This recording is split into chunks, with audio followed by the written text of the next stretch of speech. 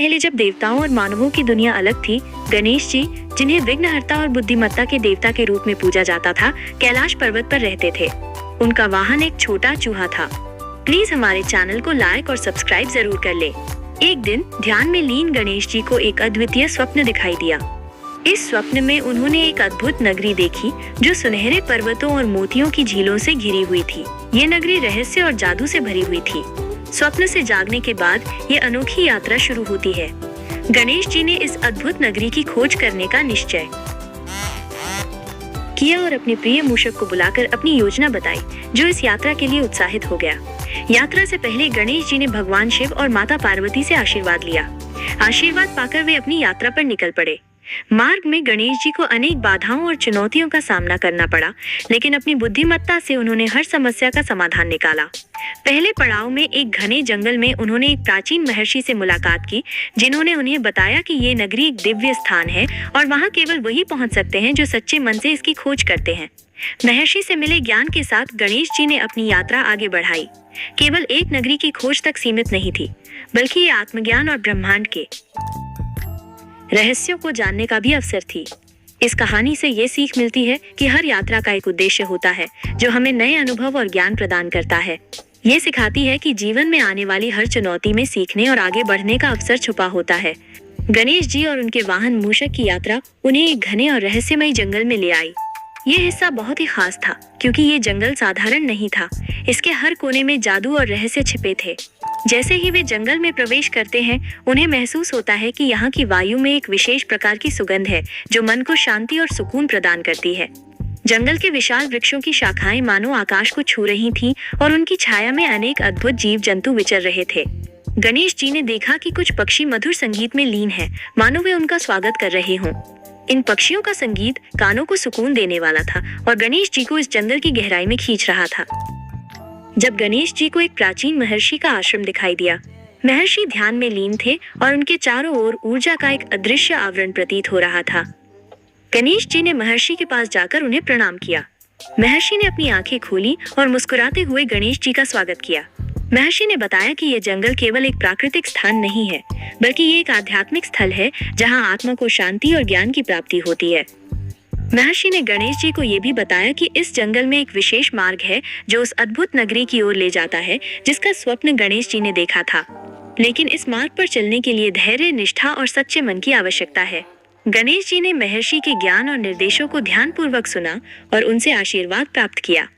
गणेश जी और मूषक ने उस रहस्यमयी मार्ग की ओर कदम बढ़ाया। जैसे जैसे वे आगे बढ़ते गए, जंगल और भी रहस्यमयी होता गया, लेकिन गणेश जी का हृदय अब निडर और आत्मविश्वास से भरपूर था। यह अध्याय हमें सिखाता है कि आत्मज्ञान और सच्चाई की खोज में धैर्य और निष्ठा अनिवार्य है। ये जादुई जंगल केवल एक स्थान नहीं था, बल्कि ये एक प्रतीक था उस आंतरिक यात्रा का, जो हर व्यक्ति को अपने भीतर करनी होती है। इस प्रकार गणेश जी ने अपनी यात्रा जारी रखी, नए अनुभवों और ज्ञान की प्राप्ति की ओर अग्रसर होते हुए। इस बात का उदाहरण है कि सही मार्गदर्शन और संकल्प के साथ किसी भी यात्रा को सफलतापूर्वक पूरा किया जा सकता है। अब उस मोड़ पर पहुंच गई थी, जहां रहस्य के खुलासे का समय आ गया था। जादुई जंगल से आगे बढ़ते हुए गणेश जी और मूषक ने एक दिव्य प्रकाश की ओर कदम बढ़ाए। जैसे जैसे वे प्रकाश के करीब पहुंचे, उन्होंने देखा कि वो अद्भुत नगरी अब उनकी आंखों के सामने थी। ये नगरी सचमुच वैसी ही थी जैसी गणेश जी ने अपने स्वप्न में देखी थी, सुनहरे पर्वतों और मोतियों की झीलों से घिरी हुई। नगरी के द्वार पर पहुंचते ही गणेश जी को एक अदृश्य शक्ति का अनुभव हुआ, जो मानो उन्हें अंदर आने का निमंत्रण दे रही थी। नगरी के भीतर प्रवेश करते ही उन्होंने पाया कि यहाँ का वातावरण अत्यंत शांत और पवित्र था। यह क्षण विशेष था, क्योंकि यहाँ गणेश जी को उस रहस्य का पता चलने वाला था, जिसने उन्हें इस यात्रा पर निकलने के लिए प्रेरित किया। नगरी के मध्य में एक विशाल मंदिर था, जहाँ एक प्राचीन ग्रंथ रखा हुआ था। गणेश जी ने ग्रंथ के समीप जाकर उसे खोला। ग्रंथ में ब्रह्मांड के गूढ़ रहस्यों और आत्मज्ञान की बातें लिखी हुई थीं। गणेश जी को समझ में आया कि इस नगरी की खोज केवल एक भौतिक यात्रा नहीं थी, बल्कि यह आत्मज्ञान की ओर एक आध्यात्मिक यात्रा थी। ग्रंथ के अध्ययन के दौरान गणेश जी ने महसूस किया कि इस ज्ञान का उद्देश्य जीवन के सत्य को समझना और हर जीव में दिव्यता को पहचानना है। ये ज्ञान उन्हें न केवल स्वयं के लिए, बल्कि संसार के कल्याण के लिए भी उपयोगी लगा। आप अभी तक हमारे चैनल को सब्सक्राइब नहीं किए, तो प्लीज हमारे चैनल को लाइक और सब्सक्राइब जरूर कर ले। इस रहस्य के खुलासे के साथ गणेश जी ने महसूस किया कि उनकी यात्रा सफल रही है। उन्होंने इस दिव्य ज्ञान को अपने हृदय में धारण किया और निर्णय लिया कि वे इसे संसार के कल्याण के लिए उपयोग करेंगे। मूषक, जो उनके साथ इस पूरी यात्रा में था, भी इस ज्ञान से अभिभूत हो गया। ये अध्याय हमें ये सिखाता है कि जीवन में हर यात्रा का एक गहरा उद्देश्य होता है। सत्य की खोज में धैर्य और निष्ठा के साथ आगे बढ़ने पर हमें वो ज्ञान प्राप्त होता है जो हमारे जीवन को सार्थक बनाता है।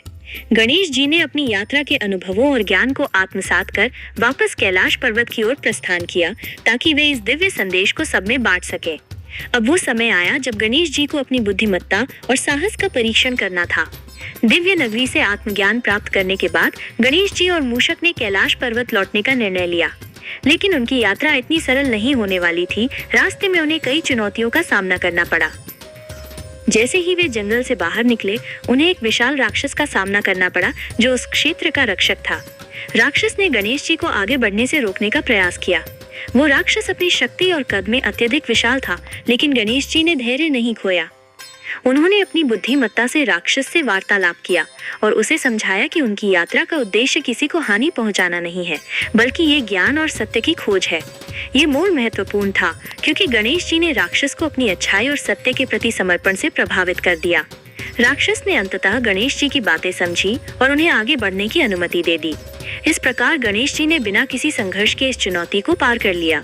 आगे की यात्रा में उन्हें कठिन प्राकृतिक बाधाओं का सामना करना पड़ा, जैसे तेज बहती नदियां और ऊंचे पर्वत। लेकिन गणेश जी ने अपनी दृढ़ता और मूषक की सहायता से इन सभी बाधाओं को पार कर लिया। हर चुनौती के साथ उनका आत्मविश्वास और भी बढ़ता गया। सच्चे संकल्प और धैर्य से हर चुनौती को पार किया जा सकता है।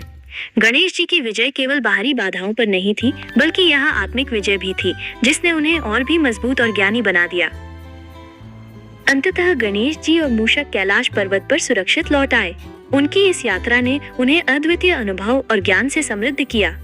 गणेश जी ने अपनी समझ और सीखे हुए पाठों को अपने भक्तों के साथ साझा करने का निश्चय किया, ताकि वे भी जीवन की चुनौतियों का सामना साहस और धैर्य के साथ कर सकें। सच्ची विजय केवल बाहरी नहीं होती, बल्कि ये आंतरिक विकास और ज्ञान की प्राप्ति में भी होती है। हर चुनौती हमें कुछ नया सिखाती है और हमें हमारे लक्ष्य की ओर एक कदम और करीब ले जाती है। सच्ची विजय केवल बाहरी नहीं होती, बल्कि ये आंतरिक विकास और ज्ञान की प्राप्ति में भी होती है।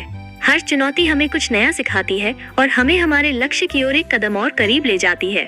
गणेश जी ने समझा कि सुवर्ण नगरी का रहस्य इस बात में निहित है कि ये हर व्यक्ति के भीतर विद्यमान है।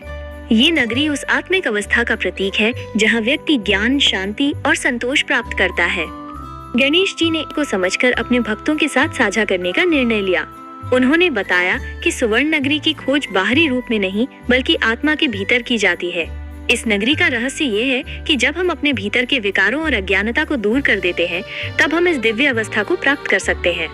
ये सिखाता है कि सच्ची समृद्धि और शांति हमारे भीतर ही विद्यमान है। बाहरी दुनिया में खोजने की बजाय जब हम आत्मज्ञान और आत्मिक विकास की ओर अग्रसर होते हैं, तब हमें वो सुवर्ण नगरी प्राप्त होती है।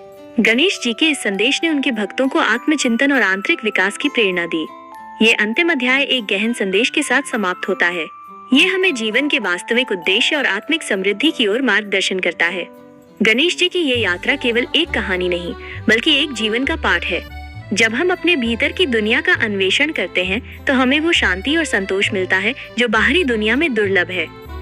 अपनी यात्रा के दौरान गणेश जी ने जो ज्ञान अर्जित, गणेश जी की ये यात्रा केवल एक कहानी नहीं, बल्कि एक जीवन का पाठ है। जब हम अपने भीतर की दुनिया का अन्वेषण करते हैं, तो हमें वो शांति और संतोष मिलता है जो बाहरी दुनिया में दुर्लभ है। अपनी यात्रा के दौरान गणेश जी ने जो ज्ञान अर्जित किया था, वो केवल व्यक्तिगत विकास के लिए नहीं था, बल्कि इसका उद्देश्य समस्त जगत के कल्याण और उत्थान में योगदान देना था। उन्होंने महसूस किया कि हर व्यक्ति के भीतर एक सुवर्ण नगरी छिपी होती है, जिसे पहचानने और प्राप्त करने की आवश्यकता है। कैलाश पर्वत पर लौटकर गणेश जी ने अपने माता पिता भगवान शिव और माता पार्वती को अपनी यात्रा के अनुभवों और सीखों के बारे में बताया। शिव और पार्वती ने गणेश जी के साहस, धैर्य और बुद्धिमत्ता की प्रशंसा की और उन्हें आशीर्वाद दिया कि वे सदैव ज्ञान और प्रकाश का मार्गदर्शन करें। ये अंतिम अध्याय हमें ये सिखाता है कि हर यात्रा का एक उद्देश्य होता है जो हमें आत्मिक विकास और सच्चे ज्ञान की ओर ले जाता है।